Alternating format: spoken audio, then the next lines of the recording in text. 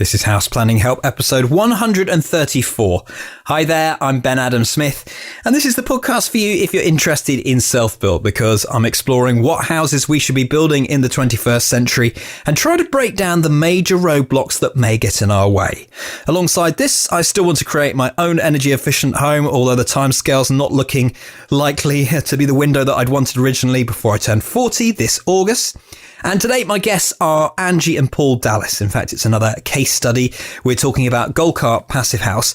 This is one of Green Building Store's projects, and it's cavity wall construction. What's interesting is somehow recently we seem to have talked about Denby Dale quite a few times. Well, they've used the same design details from Denby Dale, but evolved it a little bit. So we'll be talking about that.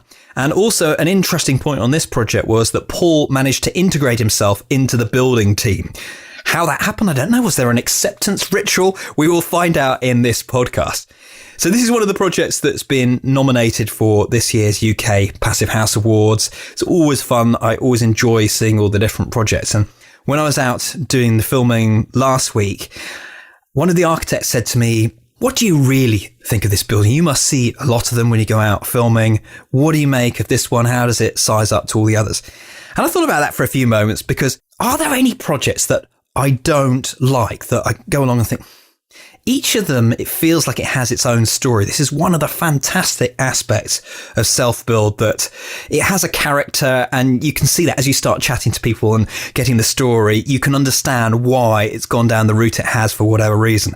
That's why I enjoy this so much. And certainly I have grown in terms of appreciating architecture, I think, from when I started out 4 years ago. Perhaps I wouldn't have been the same then. I don't know. It'd be interesting to rewind the clock. But now I always just love checking out any project, really, and hearing how it got to the stage that it did do. And that's exactly what we're going to do right now with our case study with Angie and Paul Dallas. So this is a house that's around about 300 square meters, quite a few interesting aspects and some great tips coming up. We always love a case study on this podcast. We get underway. I asked Paul when they decided to build their own home. Well, I think that started about 7 years ago. I was always interested in, if we did buy a new house and build a new house, I wanted to be very much involved in it from birth to conception, really. I have a limited amount of skills, but I thought those skills would lend themselves to at least helping, and the bits that I didn't know, I could bring specialists in. Angie, what did you want when you were thinking about this new house? I think we wanted a house that we could retire without paying huge bills. And the prospect of having a passive house wasn't in our mind to begin with. But we did spend a lot of time visiting shows and seeing what was available. And I think that we were looking to find a house that we could live in that didn't necessarily have to be a lot smaller than we'd had before, but would allow us the comfort when we were going to spend more time in the house as we got older. Was it land that you were first thinking about? The house that we lived in before is within this property's boundaries.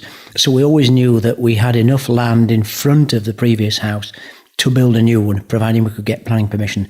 And there was the start of a 5-year battle, really, to get planning permission in a conservation area, which is not easy, and certainly wasn't easy in this neighbourhood. But eventually getting that, it saved an awful lot of time and probably money, because we already had the site, so we've built the house on a site that we had. And it was never going to be another plot. It was always within your garden. Yeah, I think it really was, unless we saw a perfect farmhouse or something that we could convert. That was the early thoughts. But no, we were happy to stay here. Getting that planning permission, what was the process like? Very slow. We started off by applying to Kirklees, and I have to say that the planners per se weren't necessarily against it, but we had the problem of an access at the top of the road, because we had a limited number of houses that we could have on what is essentially an unadopted road. So the highways put their 5 in. The conservation people were concerned that we were going to build something that was inappropriate in the area. Then we had some trees in the garden that had preservation orders on them.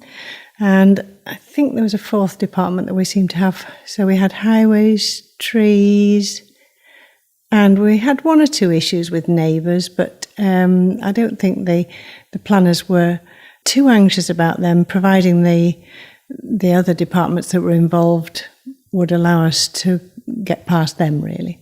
Was this more groundwork in just preparing yourself for an application, or did you have to go through this a few times? we had to do it several times. And we applied for a house, and the first architect gave us some very nice plans. And essentially, with us jumping through several hoops, we eventually managed to persuade the planners and the highways and the trees and the conservation people that the scheme we were proposing was going to fit in with the local area. And then they were concerned that it was a sensitive site, and the local councillors, the Liberal Democrats, were very, very tricky to deal with. And they made us go to a committee meeting to fight it out with them, basically. And at what stage did it get approved, and how did you go forwards from there? Well, after going to the council meeting and it was rejected on a 7-8 vote, we then had to go to appeal, which goes down to London, and we won the appeal very easily. And once you've won the appeal, once you've got the planning permission, it could have been plain sailing. However, at that stage, we decided to go passive house, and that actually added on to it quite a few difficulties, because we realised that the positioning of the house, the orientation of the house wasn't correct. As we were going to go passive, that meant we had to go back to the planning department to make some alterations, which we were nervous about. Did you do all of this yourself or hire a planning consultant? Yes, we ended up hiring a planning consultant, which usually are gamekeepers come poachers, really, or poachers become gamekeepers. But he was very helpful, and he did put a good scheme together. But again, it's another on-cost. So we had lots of on-costs with using extra consultants. In hindsight, it could have been done an awful lot quicker if people had just worked a little bit better together. What length of time was it in the end for getting the final planning? I think it took us 5 years from start to finish. But I think if we'd known what we know now, I think we'd probably have talked to a planning consultant at the beginning, because I think they would have maybe sidestepped some of the issues that our architect was struggling with. So I think really that's probably the thing that I would have thought of if we ever do it again, although that's not very likely.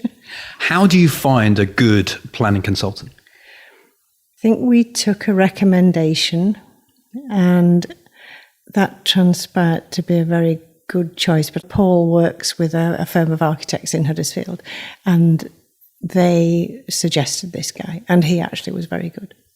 Do you have any tips for finding a planning consultant? Yeah, I think the planning consultant is important. I think in hindsight, having had experience of 3 architects on the building, I think that was probably our early mistake, was not actually going to a top-rated architectural firm who had planning experience of this type of building. We tried to do it not so much on the cheap, that would have been not right, but we thought we were being clever by using independent architects who in hindsight hadn't had that much experience. So that was a lesson we learned, probably to our cost.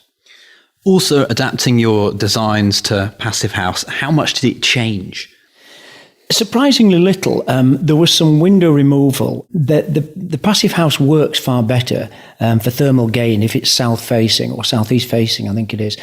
The north-facing side of the house had too many windows in it, so it would have probably taken too much warmth and cold through that north face. We had to change the orientation of it. The actual size of the building wasn't altered. The other minutiae, the internal details was grossly different, but that didn't matter for the planning. So it was mainly the orientation. The size of it wasn't altered, and the construction wasn't altered. Some of the windows were. What was on your brief, and how did you want to live in this house?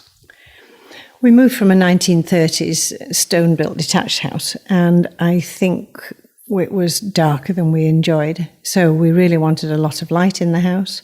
I wanted it to be able to be used in various different guises, so we could open doors and make a much more open living space. But I didn't want it completely open plan, because I quite like the ability to be able to do separate things in separate rooms with separate noises going on. And the brief was met, and we're very, very happy with the brief that we've got. But I think from what Paul said about the changes in the house, we had quite a lot of glazing on the roof from the first architect, which would have looked very nice. But I'm very pleased now that we've modified that so that we can get the passive house that we now live in, which is great. At what stage was it confirmed that you wanted to go down the passive house route? What was it that did it? Well, I think Paul and I have a slight dispute over this, but we went... We can hear his side as well. We went to see about he originally went to see about some windows. And in the process, we managed to finish up in the wrong place. So we finished up at the Green Building Company, and we were originally looking at the triple glazing because that's all we knew about at the time.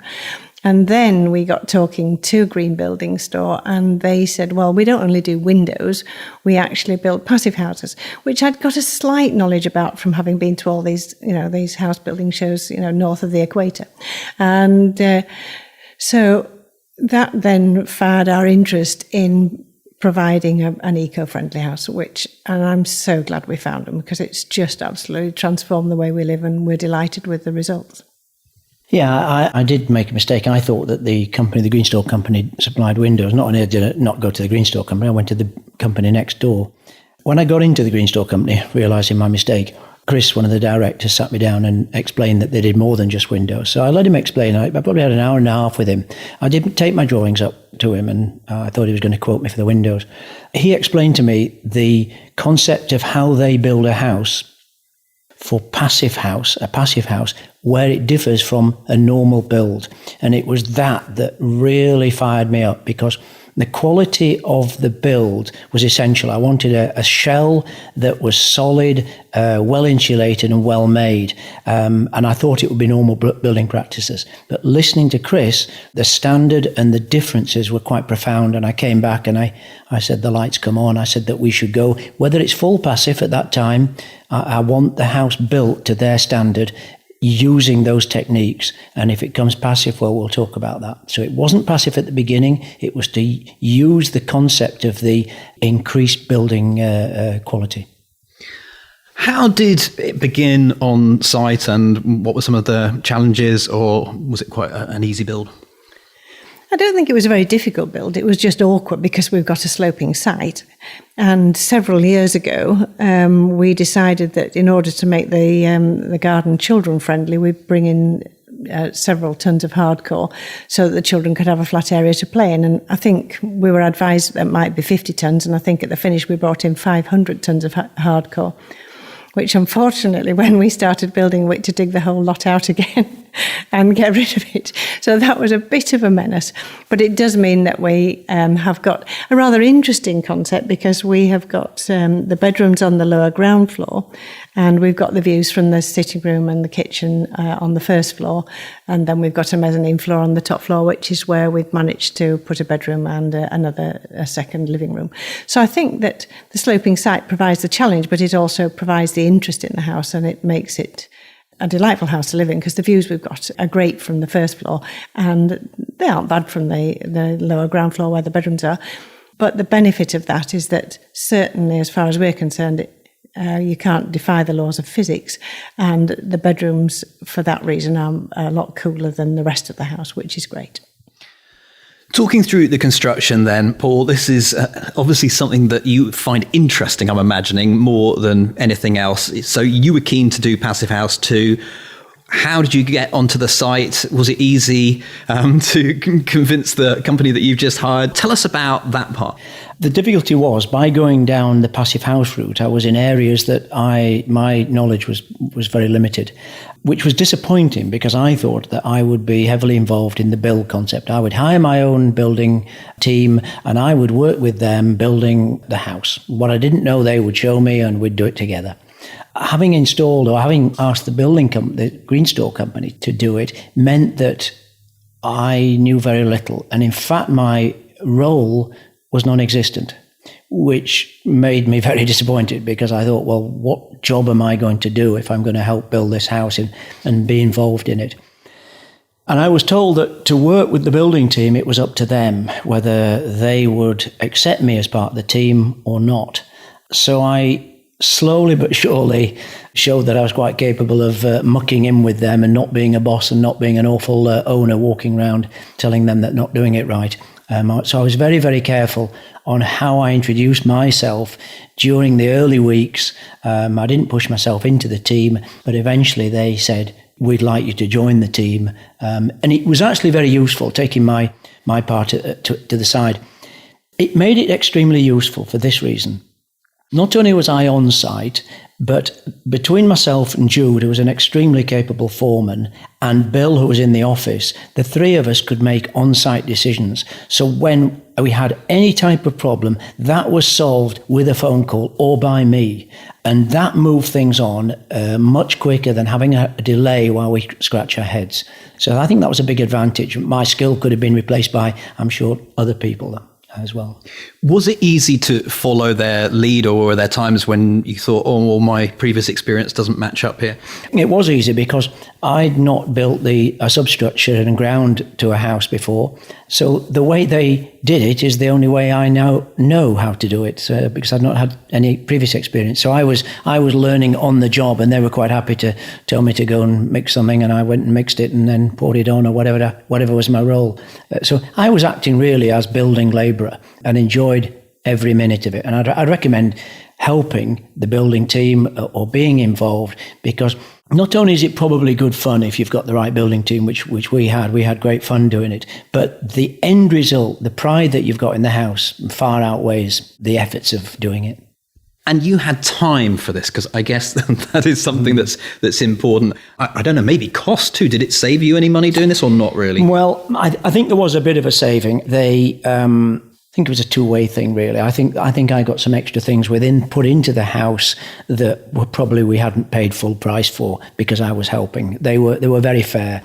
The reason that I could do it, I was not working very hard or very much at the time, and my wife was working and really supported me through that period of 2 years when I was building the house, or 18 months. Talking about finances then, how did it go through this build? Well, again, we took advice, and we managed to find a mortgage advisor who managed to get us some funds to borrow money against the house we were living in.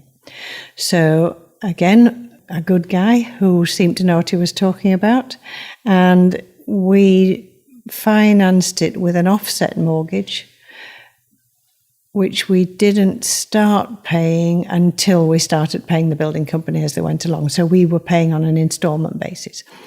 But we had a small problem, because at the time, a lot of mortgage companies were reluctant to start lending to anybody who was over 60 when we initiated the request. And so I think we had a couple of months where we were struggling to get this money in place before Paul became 60. And then we had this money just sitting there in a bank account, because I don't think we started building the house until about 18 months to 2 years after we started with this money in the bank. But luckily, on an offset situation, we were just paying a monthly mortgage fee, but it was saving us interest in the long run. So, and then when we came to sell our existing house, we then got rid of all the mortgages, which is where we hoped we'd be at the end of it. Were there big benefits with living on site?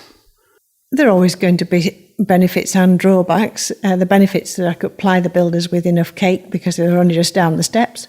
The disadvantage that we had to paddle through mud on occasions.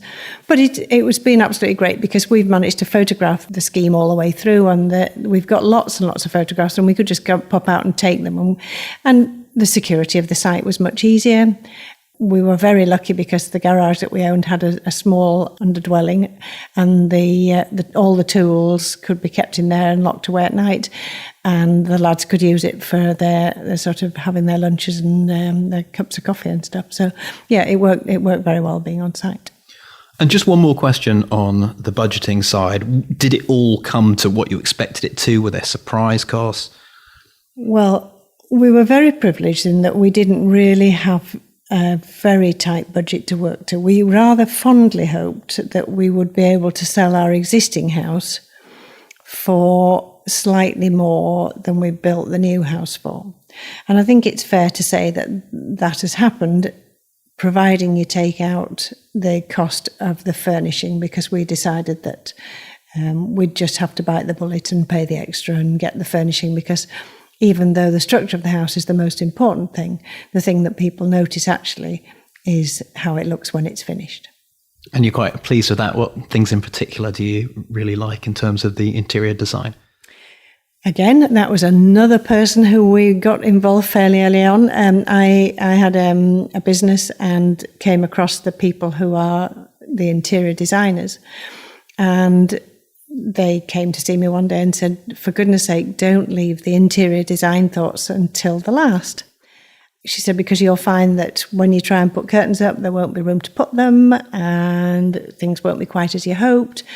And she was absolutely right. And she and her team have absolutely transformed the house, because some of the internal workings of the house have been changed around. We'd 4 bedrooms and 4 bathrooms, and when there's only 2 or 3 of us at home, that seems slightly excessive. So she rehashed that. She rehashed the dressing rooms. She made sure we've got absolutely acres of storage, and it allows the house to be fairly tidy.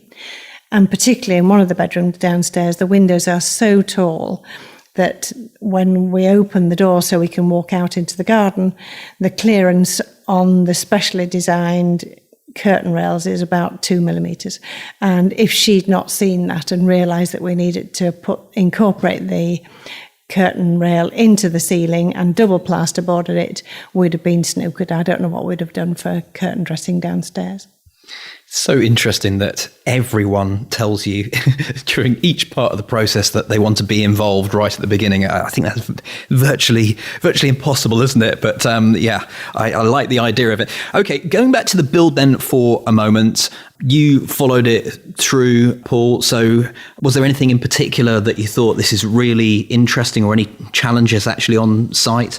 One of the difficulties is building a house in Britain. You end up starting it in summer, and a lot of the work seems to end up being done in the winter. So until you've got that roof on, it's a bit of a nightmare, really, because you're probably working in 2 or 3 months of wet weather.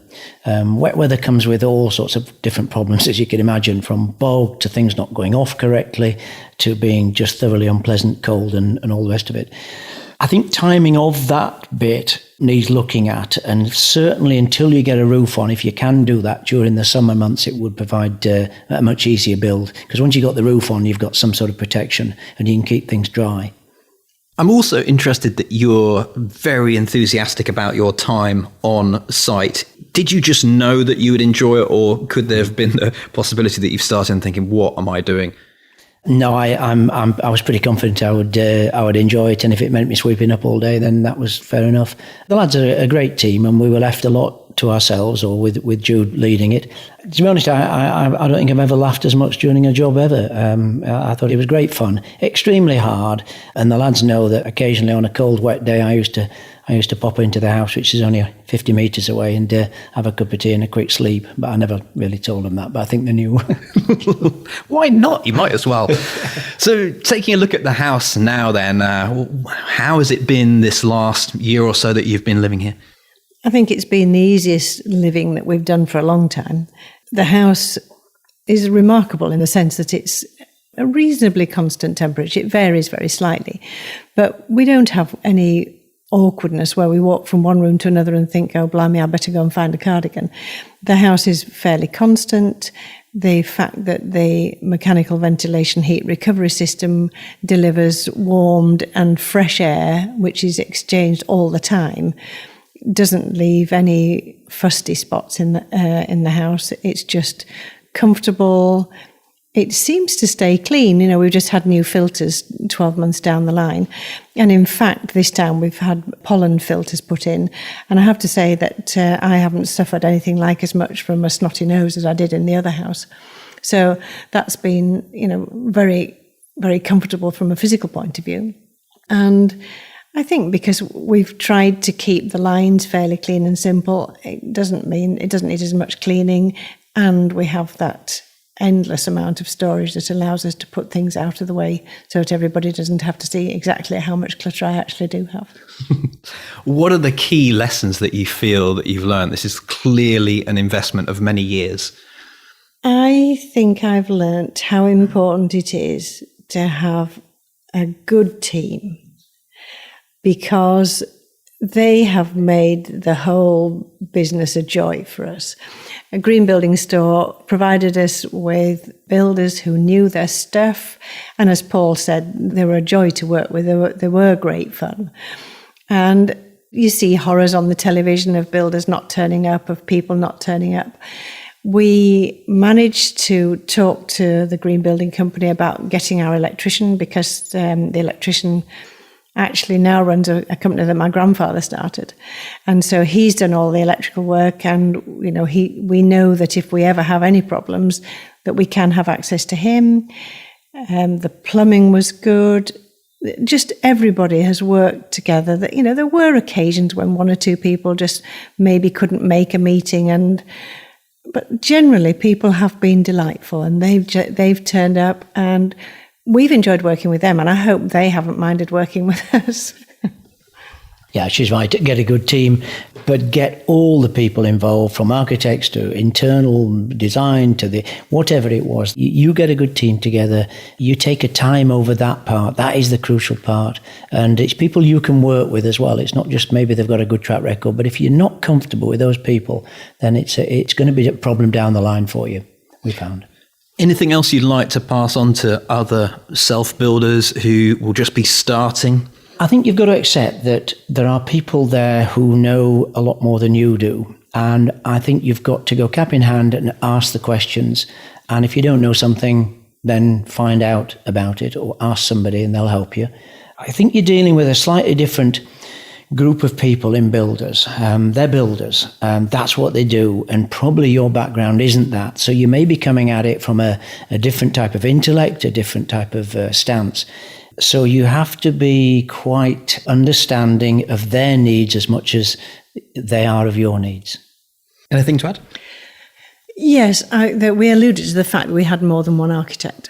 And I think that the architect we had in the first instance delivered a house that we're absolutely thrilled with, but he got wrapped up and found that he got a job that didn't allow him the freedom to have enough time. And somehow we managed to finish up with somebody who had been recommended to us and transpired to be a £6,000 drain on our resources, because he professed to be an architect and wasn't, and we didn't check it out, which was silly of us. He then announced that the plans that the first architect had chosen couldn't be delivered, couldn't be built. And it was only after I wasn't comfortable with this guy from day one. And it took us months and months and months to have the courage to say, right then, sorry, mate, you're down the road and we'll get somebody else. And the guy who completed the architectural work for us, in fact, said, well, look, you can definitely build what your first architect had suggested. And I wish we'd known at the beginning. I really, really, really wish we had interviewed 2 or 3 architects and made sure we were happy with them, because I think we could have saved ourselves a lot of time, a lot of anxiety, a lot of effort, and inevitably a lot of cash if we'd just had the wits to do that at the beginning. The difficulty is, if you go to a dentist or a doctor or an architect, you think that they know all about the job you're talking about. And it's pretty clear that there are certain architects who specialize in certain areas, and that's the sort of person you want if you've got something special. If you were building a passive house, you want somebody with experience of passive house, or at least is willing to learn and look at the differences between that and a normal house and take those on board. We didn't do enough research into that. I didn't know there was such a difference. I didn't know that. I thought an architect did the inside, the outside and everything, and it's clear that they are limited. They're very good, but they're limited. So you've got to understand and take that on board when you're looking for them. Fantastic information, beautiful house, a pleasure to have been able to have a look around. Angie and Paul, thank you very much. Thanks, Ben. I hope it goes well. Yeah, thank you very much, Ben, and very enjoyable and good luck in the future.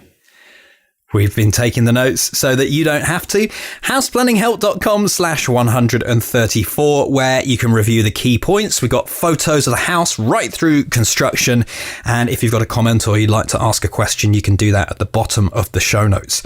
Green Building Store are always very good when it comes to resources. So if you want to find out more information on this project, we'll link you across there. Bill Butcher as well, presenting a video on some of those tweaks since Denby Dale and how they've moved on since then. We'll also tie into the show notes the UK Passive House Awards, so you can check out the shortlist for this year. All at houseplanninghelp.com/134. So just finishing up today, I presented at the National Self-Build and Renovation Show on Friday. Really, really good. Enjoyed myself. Hopefully people found it useful. What was interesting, this was the first time that I'd gone through my roller coaster land story. If you're a regular listener to this podcast, you're probably sick of it. But I was able just to skim through some of the challenges that I'd faced and also ask the people there, are you having trouble? And it was quite interesting. Some of them were exactly the same position as I was. And then a few others, it had been easy. So geography really does change all of that. And it reminded me that if you haven't been through our free Finding Land course, then this is a great thing to do because we've collated lots of information that we've got from our various guests and other sources, tips, tricks, ideas, all those sorts of things. I reckon I've done about 80% of what is in this. Still got to get through that last bit.